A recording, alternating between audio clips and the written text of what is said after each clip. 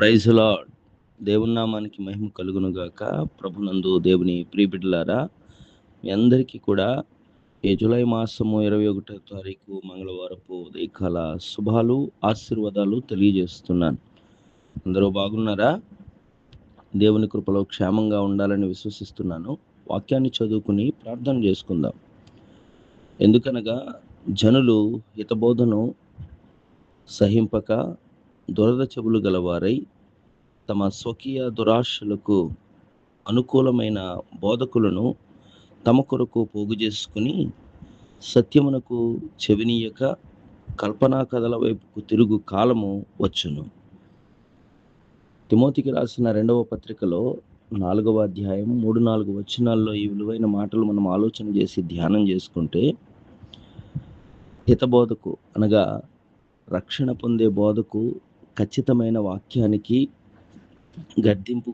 గద్దింపుతో కూడిన మాటలకు చెవినీయక వారు ఇష్టపడక వారు తమ సొంత దురాశలను, తమ సొంత ఆలోచనలను ఆధారం చేసుకుని వారికి నచ్చినట్టు వారిని మెచ్చుకుంటూ చెప్పే వారిని ఏర్పాటు చేసుకుంటారంట. ఎందుకు అంటే కనుక ఖండించి గద్దించి బుద్ధి చెప్పే వాక్యాన్ని వారు గ్రహించలేక, దాన్ని అంగీకరించలేక, వారి చెవులకి ఇంపైన మాటలు, వారు దురద చెవులు గలవారై ఉన్నారు, వారికి ఇంపైన మాటలు, వారికి నచ్చే విధంగా మాట్లాడే వారిని వారు కోరుకుంటారు, ఏర్పాటు చేసుకుంటారు. సత్యమును వారు గ్రహించలేక, వారు చెవినీయలేక, వారు కల్పనా కథలను, వారు సత్యవాక్యమును సంబంధించిన దేవుడు చెప్పిన ఖచ్చితమైన ఆ బోధను వారు గ్రహించలేకుండా లోకంలోనూ, లేకపోతే వారికి వినటానికి సంతోషముగా వారి చెవులకు కలిగిన దురదను తీరుటే మాటలను వారు గ్రహించి వాటిని నేర్చుకొని వాటి యందు సంతోషించేవారుగా ఉన్నారు.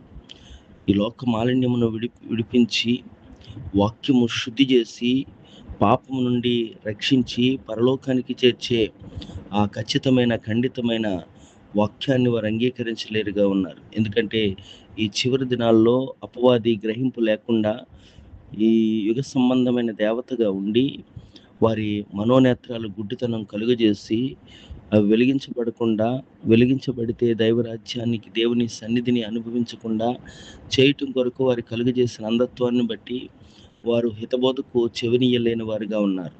ఇందుకు ఈ మాటలు మనం గ్రహిస్తుంటుండగా మనం వినేది సత్యవాక్యమా, కల్పనా కథలా, నిత్య జీవానికి చేర్చే మాటలా, ఈ లోకంలో జరుగుతున్న అనేకమైన కల్పనా కథలా అని గ్రహింపగలిగిన వారిగా ఉంటే గనక, వివేచించే వారిగా ఉంటే గనక వాక్యం అర్థమవుతుంది. వాక్యము నిన్ను నిత్యరాజ్యానికి చేరుస్తుంది. ఆ వాక్యం ఎలాంటిదంటే పూర్ణాంగీకారానికి యోగ్యమైనదని గ్రహించాలి. అటువంటి సత్యవాక్యాన్ని గ్రహించి నిత్య జీవం చేర్చడానికి, నిత్య జీవం చేరుకోవటానికి నిలకడైన విశ్వాసులుగా, జ్ఞానము కలిగి గ్రహింపు కలిగిన దేవుని పిల్లలుగా ఉండటానికి పరిశుద్ధాత్మ దేవుని సహాయ సన్నిధి మనందరికీ అనుగ్రహింపబడును గాక. ఆమేన్. ప్రార్థన.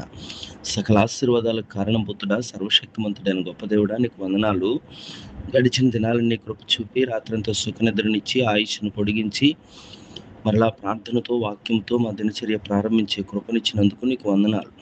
అందరి మాటలు ఆలకిస్తూ వారి దినచర్య నీతో ప్రారంభిస్తున్నారో వారందరి జీవితాల్లో మేలుకరమైన, ఆశీర్వాదకరమైన, ఆరోగ్యదాయకమైన, సంతోషకమైన, సమాధానమైన క్షణాలతో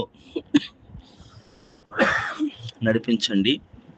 బలహీనలను బలపరచండి. ఆయా దేశాల్లో ఉన్న బిడ్డలందరి చుట్టూ నీకు కాపుదల భద్రత దయచేయండి. నేటి దినం పుట్టినరోజు, పెళ్లిరోజు జరుపుకుంటున్న వారికి నూతన సంవత్సర దయా కిరీటాలు ధరింప చేయమని నజరేయుడైన యేసు పరిశుద్ధ నామములో ఈ ప్రార్థన అడుగుచున్నాను పరలోకపు తండ్రి.